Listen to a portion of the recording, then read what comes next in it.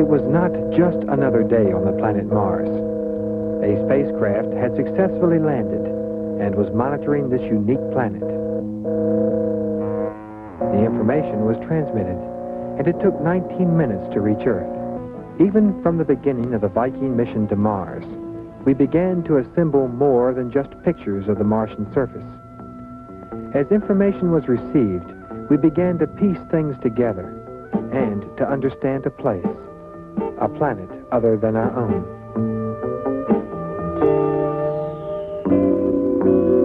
As the planet was orbited, we began to understand Mars through a series of incredible photographs. Photographs that, when assembled, told of the planet's history. We found remarkable evidences of running water.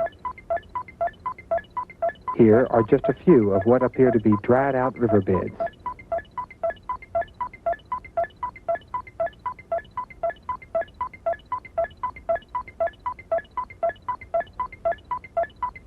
Although other evidence states that liquid water could not flow on Mars today, we can see that at one time in the past, liquid water must have flowed on the Martian surface.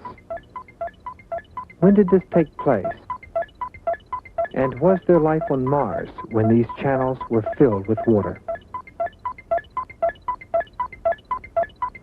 We now know where part of the Martian water is today, and that is in the permanent polar cap. Previously thought to be frozen carbon dioxide, we now have evidence that the permanent polar cap is largely composed of water ice. Here you can see channels formed through melting of this ice.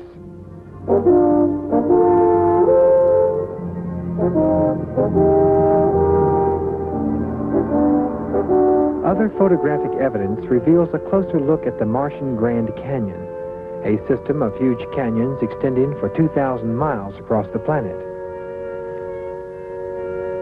What forces caused the surface to split apart in so many places?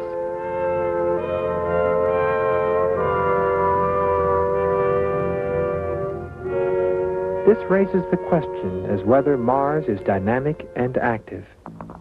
Is it similar to Earth in that its volcanoes erupt lava on the surface? The evidence is clearly seen that Martian volcanoes have erupted in the past. And from this mission, we know that at least one quake has taken place recently on Mars. So Mars is alive, and we now have a general idea of the thickness of its crust.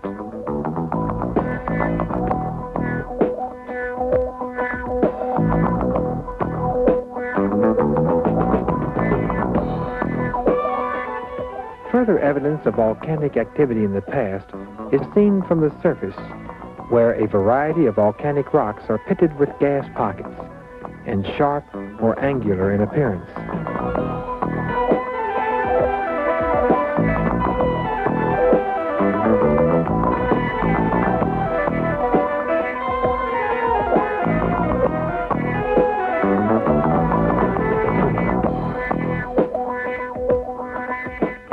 These rocks face the day-to-day environment of Mars, and obviously, many have been reduced in part to the Martian dust.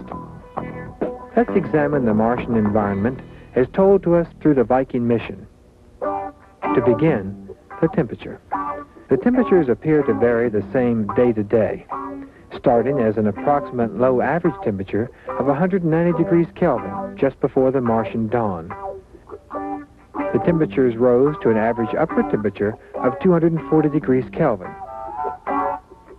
This temperature range appeared day in and day out relatively the same, almost to the point of monotony. Next, the atmosphere. The extremely thin upper Martian atmosphere consists of some familiar gases. The most abundant is carbon dioxide, a gas that we breathe out.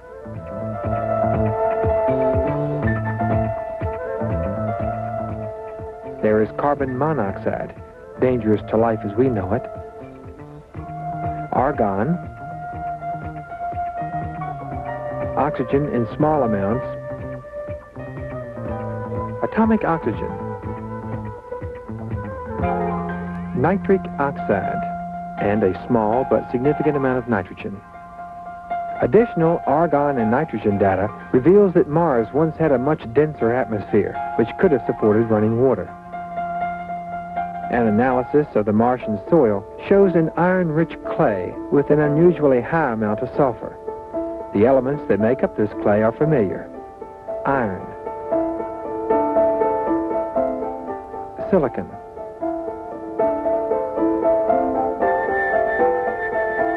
magnesium,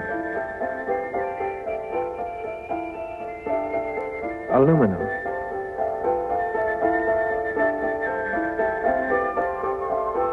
calcium, and sulfur.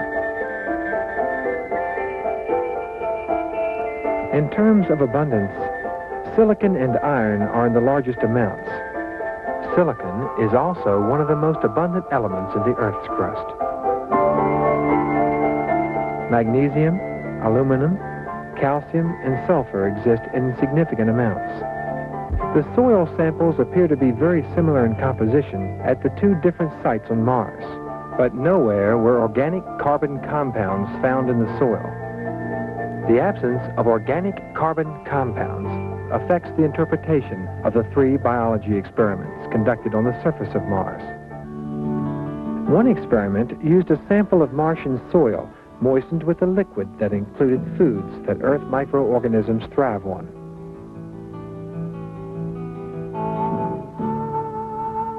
A sample of the Martian atmosphere was pumped into the chamber, and if there were microorganisms in the soil, the gases given off would later be detected, possibly indicating the presence of life.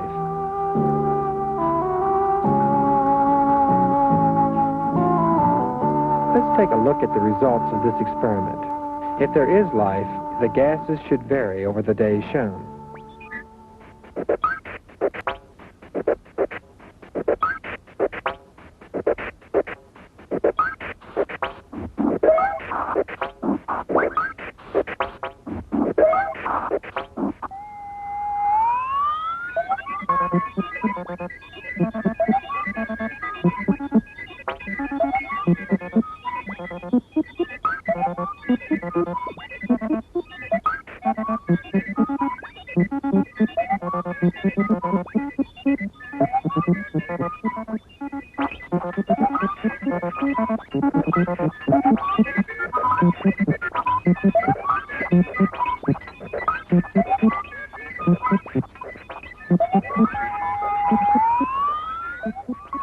This data does not exclude the possibility of life, but neither does it strongly support it.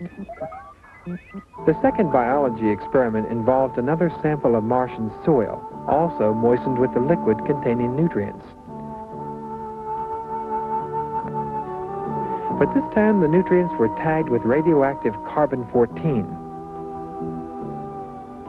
If the organisms were in the soil sample, they would have taken in the nutrients and passed off radioactive carbon with their gases.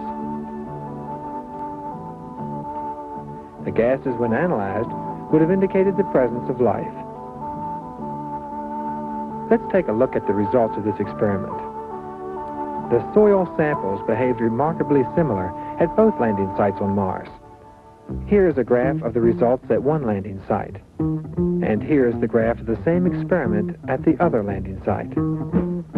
The similarity is remarkable, showing a reliable experiment, and the immediate change from radioactive carbon dioxide to carbon monoxide strongly suggests the presence of life, although there are non-biologic explanations. Still, let's compare this experiment conducted on Antarctic soil to that on Martian soil. By itself, you can see this experiment could favor the presence of life. But remember the first experiment, no organic carbon compounds, and finally, our third experiment. In the third and final biology experiment, a sample of the soil was placed in a chamber where it received a small amount of moisture and an atmosphere of carbon dioxide gas tagged with radioactive carbon-14. Simulated Martian sunlight was introduced, and if plant-like organisms were present in the soil, they would capture the carbon-14. Later, the original carbon-14 gas was flushed out of the container, and the chamber was heated to over 1,000 degrees Fahrenheit. If there was carbon-14 in the soil sample, it would have been detected when released in the heating process. This would indicate plant-like organisms existing on Mars. Let's examine the results and see if life was indicated by this experiment. First, the data itself.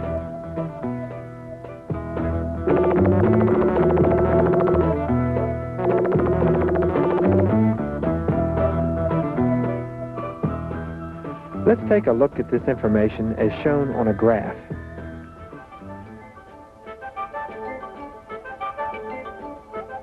From this information and supporting evidences, we cannot conclusively say that life is or is not present in the Martian soil. With certainty, if life does exist on Mars, it most likely is in relatively few numbers. One final discovery in the Martian mission dealt with its moons.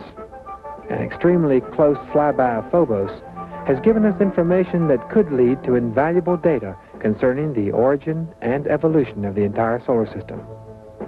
Are the Martian moons captured asteroids? And are they slowly being pulled apart by the Martian gravity? While this mission has answered many questions, it has raised still others. We do not yet have conclusive evidence on whether or not some form of life exists on Mars. Some data support the possibility that Martian life could conceivably exist. The Mars atmosphere includes all the basic materials needed for life: nitrogen, carbon, oxygen, and water vapor. Mars ice caps contain much water. Summertime daylight temperatures at the equator are about 80 degrees Fahrenheit. But there are also data that are contrary to the notion that Martian life could exist. The atmospheric pressure is only about 1% that of Earth, a pressure that would cause animal blood to boil.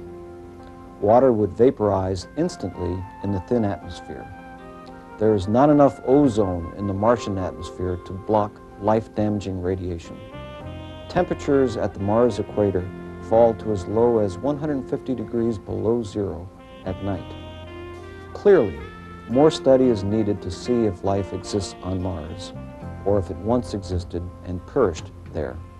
Scientists envision an unmanned robot, a surface rover, to be sent to Mars to drive to secluded valleys to search and probe for life. This Mars rover would weigh about 220 pounds. Other proposals are to collect and return samples of Mars soil to orbiting Earth laboratories for analysis. Next time, we will take a look at Jupiter, the next planet beyond Mars in our solar system. Until then, this is Larry Ross saying goodbye from NASA's Lewis Research Center in Cleveland, Ohio.